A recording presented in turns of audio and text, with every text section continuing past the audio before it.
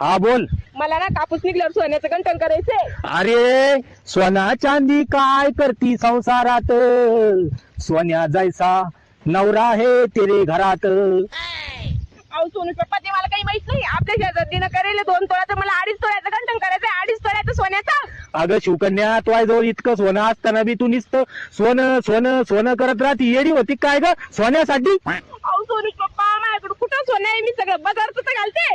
अगं तुझ्या जवळ 70 किलो सोनं आहे, कमी जास्त 70 किलो.